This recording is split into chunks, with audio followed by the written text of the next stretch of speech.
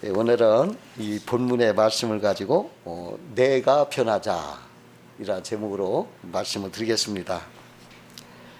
신앙생활은 먼저 나부터 변해야 됩니다. 사람들은 자기는 변하지 않고 남들이 변하기를 바라는 겁니다.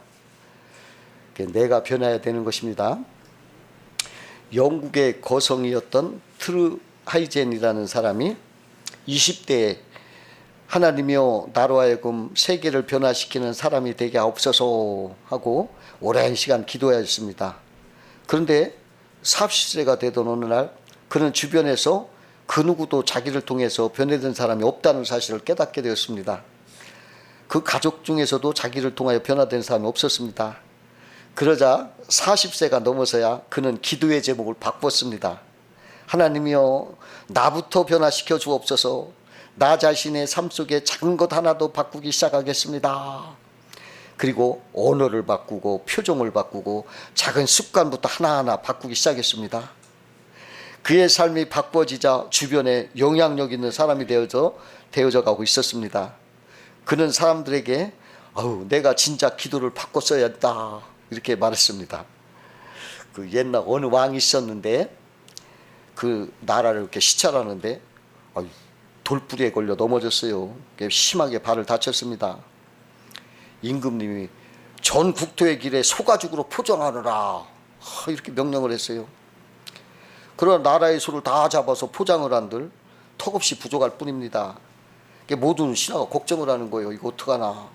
근데 어떤 현명하고 당돌한 신하가 나서서 임금이시여 이 나라의 모든 소를 잡아서 가죽을 벗겨 전국 도로를 포장하는 것보다 임금의 발만 소가죽으로 싸면 될 것입니다. 그러다 임금이 그 말을 깨닫고서 그 소가죽 신을 만들었는데 그걸 신었어요. 그것이 구두의 유래라고 합니다. 그 믿거나 말거나요. 여러분 나부터 믿어야 돼요. 나부터 변화돼야 됩니다. 그러면 내가 변화되려면 어떤 신앙을 가져야 하는가 알아보면서 은혜를 나누고자 합니다. 첫 번째로 내가 변화하려면 옛사람을 벗어버리고 마음의 성령으로 충만해야 한다는 거예요. 본문 24절, 22절, 24절에 보니까 너희는 유혹의 욕심을 따라 썩어져가는 구습을 따른 옛사람을 벗어버리고 오직 너희의 심령이 새롭게 되어 하나님을 따라 의와 진리의 거룩함을 지으심을 받은 새 사람을 입으라. 여러분 사람이 새롭게 변화되는 것은 쉬운 일이 아닙니다. 쉬운 일 아니에요. 그러나 변해야 삽니다. 그 새 중에서 가장 오래 산다는 솔개가 이 변신을 한대요. 그 솔개가 40년쯤 되면은 중요한 결단을 한대요. 그가 죽든지 그대로 그냥 죽든지 아니면 갱생의 새로운 삶을 살든지 한쪽을 선택을 한답니다. 그 갱생을 선택한 솔개는 산 정상에 올라가서 거기에서 둥지를 들고 그 자기 부리를 바위를 쪼아서 부리를 다 깨지고 빠지게 만들어요. 자기 부리를 뺀대요. 그리고 부리가 새로 난 그 부리로 자기 발톱을 또 하나하나 뽑았는데요. 그리고 날개 깃털을 하나하나 다 뽑는데요. 변하지 않으면 죽기 때문에 부리를 부서뜨리고 발톱을 다 뽑고 온 깃털을 다 뽑으면서까지 변신을 시도한대요. 부리와 발톱 또 깃털까지 완전히 새로운 모습으로 변신한 솔개는 다시 힘차게 하늘로 올라가서 30년 수명을 더 산대요. 그렇게 안 하면 그냥 죽는다는 거죠. 그 어느 교회 젊은 집사님이 담배를 못 끊었어요. 맨날 고민을 했는데 그런데 자기가 집사인데 이거 담배 하나도 못 끊으면 안 되겠다. 이런 생각을 하고 고심고심하다가 어느 휴가를 내서 보따리를 싸가지고 저 철원에 있는 기도원에 갔다고 합니다. 자기 생각에 기도원에서 기도하면서 담배를 끊으려고 했어요. 근데 하루가 가도 이틀이 가도 남들은 다 막 기뻐서 막 그냥 성령 충만한데 자기는 담배를 여전히 피고 싶어서 숲속 깊은 곳으로 들어가서 숨어 들어가서 담배를 피곤 했어요. 근데 피우긴 피우면서도 내 자신의 모습이 그토록 처량할 수가 없더래요. 그러다가 아이 안 되겠다. 이왕 결심하고 올라온 걸음이니 내가 도중에 내려갈 수 없다. 다시 도전하자. 그러면서 막 기도를 하는데 갑자기 말이죠. 내버려라, 내버려라. 이런 음성이 들려오는 거예요. 깜짝 놀라서 아유 뭘 내버리라고 하는가 하고서 자기 주머니를 이렇게 뒤져봤더니 거기에서 담배하고 라이터가 들어있어. 이거구나. 그는 자기가 변화되기를 간절히 원하긴 했지만은 옛 것을 버리지 못하고 품고 있었던 거예요. 그는 그것을 꺼내가지고 유유히 흐르는 한탄강에다 던져버렸대요. 그리고 다시 바위에 엎드려 기도하는데 성령이 충만하게 된 거예요. 그래가지고 그가 성령이 충만하니까 놀라운 것이 그날부터 담배는 냄새만 맡아도 그냥 막 구역질을 하더래.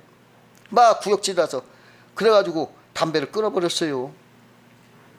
그러자 그 삶이 새롭게 됐고 이제 찬송을 하고 집으로 돌아왔다는 거예요. 이게 변화되는 게 쉬운 건 아니에요. 그 어느 목사님이 시골 산골 교회에서 이렇게 근무를 하는데 그 교회 마당에 큰 감나무가 하나 있었어요. 가을이 되면 교인들이 막 그 감을 다 따먹었습니다. 근데 어느 해 나무 꼭대기 감 2개가 쌍둥이처럼 이렇게 붙어 있었는데 너무 높아서 아무도 따지 못해 먹어요.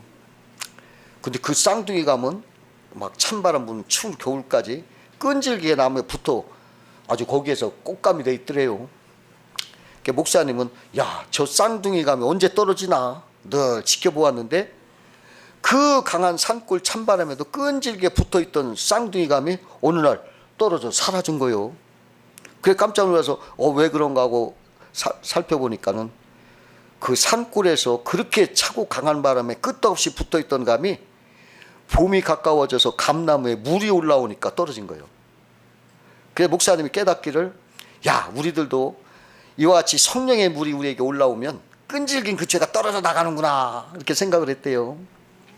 에스겔서 11장 19절에 20절에 내가 그들에게 한 마음을 주고 그 속에 새 영을 주며 그 몸에서 돌 같은 마음을 제거하고 살처럼 부드러운 마음을 주어 내 율례를 따르며 내 규례를 지켜 행하게 하리니 그들은 내 백성이 되고 나는 그들의 하나님이 되리라 이런 말씀이 있어요. 우리 성도들이 성령의 물이 오르면 죄는 어느새 멀리 사라져버리고 온유하고 부드러운 새 마음을 주신다. 성령 충만하셔야 됩니다. 그래야 변화됩니다. 두 번째로는 내가 변화되려면 그리스도의 말씀의 중심으로 삼고 살아야 돼. 말씀 중심으로. 어느 교회에 그 권사님이 한 분 계셨는데 아들이 커서 이제 장가를 보냈는데 며느리가 도무지 마음에 안 들어요. 생긴 것도 그렇고 학벌도 그냥 변변치 않고 또 집안도 가난해서 혼수품도 제대로 장만하지 못한 거예요. 그래서 그 자부를 막 구박했어요. 자기 화를 이기지 못해가지고 나 기도하러 가겠다고 오랜 시간 기도원에 들어가서 기도했어요. 내려오더니 나 하나님의 음성을 들었다 그러더라는 거예요. 그래서 권사님 하나님께서 뭐라고 말씀하시는가요? 하고 물었더니 자기가 기도를 다 맞춰진 그때쯤에 깊은 밤중인데 저만큼 바람을 타고 하나님 음성이 들려오는데 산울리처럼 콕콕 권사요 더 늦기 전에 아들하고 자부하고 이혼시키라 이러더라고요. 이게 성령의 소리입니까? 악령의 소리요. 악령도 시사해서 그런 소리 안 해요. 이게 자기 소리를 자기가 들은 거예요. 며느리를 미워하는 마음에 삭히지 못해가지고 지 소리 지가 듣고 하나님 소리라고 얘기하는 거라는 거예요. 우리가 주님의 진리의 말씀을 중심으로 살지 못하면 이렇게 악령의 소리를 듣기도 하고 자기 소리를 자기가 듣고 하나님의 소리라고 이렇게 착각할 때도 있다는 겁니다. 그 악기를 연주하는 분들이 그 연주하기 전에 악기를 조율한다고 그래요. 그 조율의 기본음은 A키라고 합니다. 이 라음을 정확히 하고 다른 모든 음을 그 라음에 맞춰서 그것을 중심으로 맞추는 겁니다. 우리 그리스도인들도 예수 그리스도의 말씀에 우리 신앙의 음을 맞추고 살아갈 때 복되고 조화롭게 살아갈 수가 있는 것입니다. 삼손의 머리가 하늘을 향하여 들려져 있을 때 나가기 턱뼈 하나로 1,000명 블레셋 군대를 물리칠 수 있습니다. 그러나 그가 줄을 떠나서 드릴라 무릎을 베고 누워있을 때는 두 눈알이 빠졌어요. 그리고 맷돌을 돌리는 초라한 노예가 되고 버리고 말았습니다. 그러므로 이 땅을 살아갈 때 하나님 말씀에 우리 마음과 신앙을 잘 조율을 맞추어서 말씀 중심으로 의지하며 살아야 한다는 것입니다. 그 비행기 조종사가 캄캄한 밤중에도 평안하게 비행기를 조종하는 것은 자기 생각이나 느낌이나 뭐 그런 거 아니에요. 비행기 계기판을 보고 가기 때문에요. 여호수아서 1장 7절에 보면 오직 너는 마음을 강하게 하고 극히 담대히 하여 나의 종 모세가 내게 명한 율법을 다 지켜 행하고 좌로나 우로나 치우치지 말라. 그리하면 어디로 가든지 형통하리니 말씀처럼 하나님 말씀에 의지해서 순종을 하여 그 인생이 평탄하고 형통하다는 거예요. 그 F.B. 마이어라는 그 성서학자가 있었는데 그가 하나님의 뜻을 분별하는 방법이라는 책을 썼어요. 거기서 이런 말이 나와요. 그가 예인선을 탔던 경험을 말했어요. 그 예인선은 커다란 원양어선을 그걸 상구로 이렇게 예인하는 거, 끌고 오는 거예요. 그 예인선이 잘못 인도하면 그 원양어선이 부두에 부딪히는 사고를 당하고 그런대요. 마이어는 안개 깃밤 조마조마하게 앞뒤를 살피고 있는데 선장은 콧노래를 부르며 너무나 쉽게 그 예인을 하면서 항구로 인도하는겨. 마이어가 물었어요. 선장님 어떻게 이 좁은 길을, 그것도 앞이 안 보이는 이런 밤에 저 큰 배를 그토록 쉽게 예인합니까? 그러니까 선생님 그건 어려운 일 아닙니다. 저기 앞에 불빛을 보세요. 거기 보이죠? 저기 세 개의 불빛이 이렇게 일렬로 정돈돼서 보이면 내가 올바른 길을 가고 있구나 생각하면 틀림이 없습니다. 만약에 새 불빛이 하나라도 삐뚤어지면 빨리 각도를 맞춰야 됩니다. 그렇게 말하더래요. 그 사람이 노하우죠. 그 불빛이 세 개가 일렬로 딱 돼서 맞춰지면 그게 올바른 길이라는 거예요. 그와 같이 우리도 하나님의 말씀과 나의 모든 것이 이렇게 맞춰졌으면 그거 잘 가는 거예요. 그러나 이것이 삐뚤어졌으면, 말씀과 내가 삐뚤어져 있으면 그것은 잘못 가는 거예요. 빨리 우리도 각도를 맞춰야 돼. 성도는 늘 말씀을 보면서 그 말씀과 나를 맞춰보면서 그 길을 가야 돼, 바르게. 그게 삐뚤어져 있으면 잘못된 거예요. 옛날 어떤 검객이 집에다 칼을 놔둔 채 밖으로 나왔다가 강도를 만났어요. 그러니까 칼을 든 강도가 있는 것을 다 내놓아라. 그러니까 검객이 내 이놈, 내가 누군 줄 아느냐. 강도가 웃으면서 잘 모르지만 내게 기증품을 바칠 사람으로 한다 하고 조롱했어요.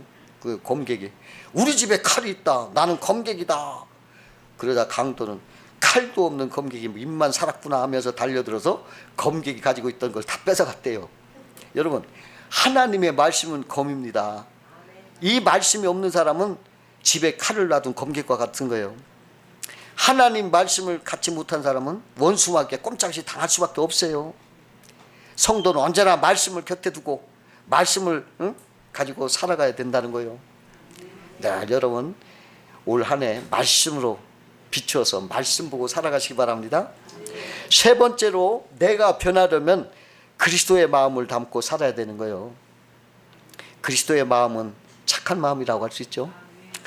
한 스승이 바구니에다가 꽃을 짜득 담아놓고 제자들에게 이게 무슨 바구니인가? 그러니까 제자들이 꽃바구니죠. 그러니까 스승은 또 꽃을 다 드러내고 거기다 생선을 다 안뜩 넣고 이건 무슨 바구니인가? 생선 바구니입니다. 맞다. 중요한 것은 바구니 겉모양이 아니라 그 내용물이란다. 이렇게 가르쳐 주었어요. 똑같은 바구니지만 꽃을 담으면 꽃바구니, 생선을 담으면 생선바구니, 병에 꽃을 담으면 꽃병, 꿀을 담으면 꿀병, 물을 담으면 물병, 쓰레기를 담으면 쓰레기통이요. 우리도 마찬가지요. 사람도 그 안에 쓰레기를 담으면 쓰레기 같은 사람이요. 그러나 그 안에 향기 나는 꽃을 담으면 향기 나는 꽃 같은 사람입니다. 그러므로 마음에 무엇을 담겨 있느냐가 중요한 것입니다. 내가 변하려면 마음에 그리스도의 마음을 담은 주님의 마음을 담고 살아야 돼요. 그 탄광촌을 방문한 어느 젊은 목사님이 그 탄광 옆으로 이렇게 지나가는데 그 탄광의 그 더러운 통로에서 아름답고 하얀 꽃이 자라는 걸 보고 놀랐어요. 어떻게 이 시커먼 탄광에서 이와 같이 깨끗하고 아름다운 꽃이 피고 있습니까? 하고 광부에게 물었더니 광부가 대답하고 목사님 그 탄가루 그 꽃에 부어 보십시오 그래요. 그래서 목사님이 그 말대로 탄가루를 이렇게 부었더니 그 꽃가루가 탄가루가 꽃잎에 닿자마자 다 바닥에 떨어지고 꽃은 그대로 있는 거예요. 꽃잎이 너무 매끄러웠기 때문에 탄가루가 꽃잎에 붙지 못했던 거예요. 우리의 마음도 마찬가지입니다. 우리는 죄악으로 가득 찬 세상에서 살 수밖에 없습니다. 하지만 우리에게 그리스도의 마음을 담아 있으면 죄악의 한가운데 서게 되어도 마치 하얗고 아름다운 꽃이 피는 것 같이 그리스도의 생명이 죄를 이기고 묻지 않게 하시는 거예요. 여러분, 바다 물고기 보면 그 짠 바다에 살면서도 물고기를 잡아먹으면 짜요? 안 짜요. 그러나 죽은 물고기를 잡아서 먹으면 짜요. 왜 그럽니까? 생명이 있으면 그 짠물이 배이지 않아. 그러나 죽으면 짠물이 배인 거예요. 이 세상도 마찬가지예요. 내가 생명이 죽어서 그리스도를 떠나면 세상에 절여져. 그러나 그리스도의 생명으로 살아가면 이 세상에 죄가 오지 못하는 거예요. 여러분, 그리스도의 이 말씀의 생명을 가지고 사시기 바랍니다. 네 번째로 내가 변하려면 너그러운 관용적인 마음을 가지고 살아야 됩니다. 오늘 공주처럼 귀하게 자라서 부엌 일을 한 번도 안 해본 새색시가 결혼해서 처음으로 시아버지 밥상을 차리게 됐어요. 오랜 시간에 걸려 만든 반찬은 그런 대로 그냥 먹을만 했는데 문제는 밥이요. 밥이 문제예요. 시아버지가 식사 준비가 다 됐느냐 그 말씀에 할 수 없이 밥 같지 않은 밥을 올리면서 죄송하고 미안한 마음으로 며느리가 말했어요. 아버님 용서해 주세요. 죽도 아니고 밥도 아닌 것을 해왔습니다. 다음부터는 잘하도록 하겠습니다. 혹독한 꾸지람을 들각으로 이렇게 말했는데 시아버지가 며느리에게 어떻게 말하냐면 아가야 참 잘됐구나. 실은 내가 몸살기가 있어서 죽도 먹기 싫고 밥도 먹기 싫었던데 이렇게 죽도 아니고 밥도 아닌 걸 해왔다니 정말 고맙다. 여러분 이게 왜 그랬어요? 관용이요. 얘가 못하는구나. 그냥 너그러운 마음으로 이렇게 해서 해줬어요. 그 며느리가 그냥 감동을 해가지고 평생을 그 시아버지를 아주 극진히 잘 모셨대야. 관용의 마음을 가져야 돼. 어느 집사님이 있었는데 회사에서 회식을 하는데 어떤 그 상관이 자꾸 술 권하더래요. 나 교회 때문에 다니는데 안 먹는다고 자꾸 거절하니까 그 화가 난 직장 상사가 그냥 뺨을 차작 때린 거예요. 그런데 처자식도 있고 나이도 있는 사람이 여러 사람 앞에 뺨을 맞으니까 얼마나 창피하고 분해요. 집에 와서 막 그냥 씩씩거리고 며칠 동안 회사도 안 나가고 무단결근하고 막 분을 사귀다가 회사를 그만두자 그렇게 결심을 하고 사표를 내려고 하는데 마지막으로 산에 가서 한번 기도를 하고 가자. 기도를 하러 산에 올라갔어요. 뺨 맞은 그 서러운 생각, 분한 마음, 막상 직장을 또 그만두게 되면 자기는 어떻게 되나 두려움 막 이런 게 막 있어가지고 막 기도를 막 하는데 뜻밖의 주님의 음성이 들렸어요. 너는 겨우 뺨 한 대 맞은 것을 그렇게 분하고 억울하냐? 나는 모든 이에게 멸시천대와 고난을 받았고 너를 위해 십자가를 지었도다. 이러더라고요 주님이. 그런데 침뱉음을 당하고 저주와 욕설을 받고 살을 찌는 채찍을 맞으면서도 아무런 자존심도 혈기도 변명도 없이 묵묵히 당신의 십자가를 지시고 골고다길을 오르셨던 우리 예수님, 손과 발에 못을 받고 조롱하던 그 무리들은 저주하지 않고 오히려 고통의 십자가 위에서도 저들의 죄를 용서해달라고 그렇게 하신 예수님의 음성이었던 거예요. 집사님이 그 신비한 음성에 그리스도의 고난을 깊이 생각하면서 자신의 자존심을 버리고 눈물로 회개했어요. 그리고 산에 내려와서 다음날 직장으로 출근했습니다. 며칠간 무단결근에 출근했는데 회사에서는 그 며칠 동안 놀라운 일이 벌어진 거예요. 그냐면 그 뺨을 때린 상급자가 아주 곤란한 지경에 처해서 이제 징계를 받을 처지가 있게 된 거예요. 그 상급자가 회사에서 처리했던 모든 일도 문제가 생겼고 또 집사님 뺨을 때린 것도 그 문제에 속한 거예요. 그러나 이 집사님은 자신의 뺨을 때린 그분을 용서하고 오히려 그분의 구명을 위해서 힘썼어요. 피해 당사자인 집사님이 적극 나서서 그분을 이렇게 두둔해주고 도와주니까 결국 회사에서도 그 내리려던 징계를 잘 이렇게 해결해 버렸어요. 술을 마시지 않는다고 뺨을 때렸던 그 상급자는 집사님의 관용과 사랑에 감동되어서 나도 예수 믿겠다 하고 복음을 받아들이고 그리스도인 됐대요. 그리고 직장 선교의 한 지부 리더가 돼서 열심으로 다른 사람에게 복음을 전하는 전도자가 됐다는 거예요. 여러분, 내가 변하려면 마음에 관용을 가지. 분노하고 미워하고 그냥 악에 있으면 안 돼요. 관용으로 말을. 다섯 번째로 내가 변하려면 긍정적인 말을 해야 하며 살아야 돼요. 그 심리학자들이 연구를 해보니까요, 우리는 우리 자신에게 말을 하고 살고 있대요. 우리는 다른 사람과 말할 때는 1분에 약 150개나 200개의 단어를 사용한다고 합니다. 그러나 내가 내 자신에게 대화할 때는 굉장히 엄청난 속도로 말하는데 1분당 1300개 단어를 사용할 수도 있다는 거예요. 그런데 놀랍게도 우리가 내 자신과 이렇게 말을 할 때 대부분이 긍정적인 말이 아니라 부정적인 말을 한다는 거예요. 지금 뭐라고 얘기하냐면, 아이고 나 틀렸네, 아이고 나는 안 돼, 나는 못해, 나는 죽는다, 나는 망했다, 큰일 났다, 이런 말을 나한테 하는 거예요. 내가. 그래서 자기를 막 패배시키는 대화를 많이 자기한테 한대요. 그러니까 이런 사람은 자기를 부정적으로 자꾸 얘기하니까 더 낙심하고 우울증에 빠지게 되는 거예요. 그러므로 자신과 부정적인 대화를 멈추고 긍정적인 대화로 바꿔야 돼요. 유명한 강해 설교가 영국 로이드 존스 목사님은 내가 내게 말하는 것을 허용치 말고 내가 내게 말하라 이랬어요. 내가 내게 너는 안 돼, 너 못해, 넌 망했어, 넌 틀렸어, 안 돼, 이렇게 하지 말라, 이거 허용하지 말라. 그리고 내가 내게 말하라. 무슨 말을 해? 진리를 말하는 거요. 성경을 근거로 너는 복덩어리요, 너는 생명덩어리요, 너는 사랑덩어리요. 왜? 예수님과 나는 하나요, 가지요. 그분이 생명덩어리, 복덩어리, 사랑덩어리가 나도 그런 거요. 이런 근거를 가지고 자꾸 얘기를 해줘야 돼. 그리고 십자가는 죄를 그치고 복으로 살았다는 거요. 그러니까 나는 쓴물이 단물 됐어, 십자가로. 나는 기근이 풍년이 됐어, 슬픔은 기쁨이 됐어, 악취는 향취가 됐어, 불통은 형통이 됐어. 이렇게 십자가를 근거로 나에게 긍정적인 말을 자꾸 해주라는 거예요. 그래서 나는 이걸 적극 이용해요.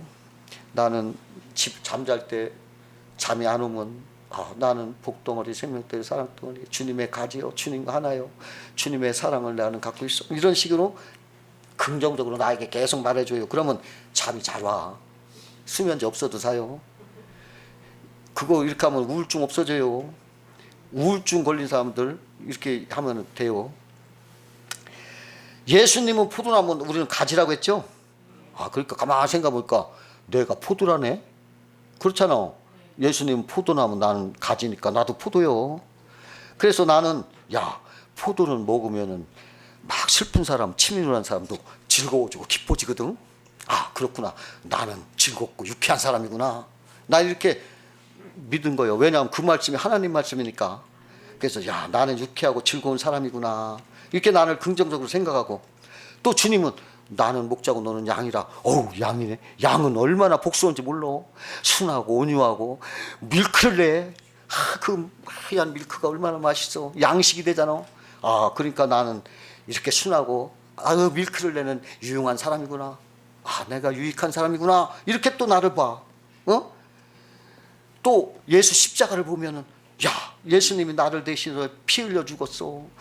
아이고, 그 고귀한 생명의 피를 다 쏟을기까지 나를 위해서 죽었으니, 그래서 나를 샀으니 내 값이 참 비싸구나. 정말 비싸구나. 예수의 피값이구나. 이게 얼마나 비싸. 이것은 예수님의 그 생명값이니까 나는 값으로 따질 수 없이 우주보다 더 귀한 자요. 이렇게 나는 비싼 자구나, 말할 수 없이 비싸구나, 우주보다 더 비싸구나, 이렇게 나를 고귀하게 생각이 되시는 거예요.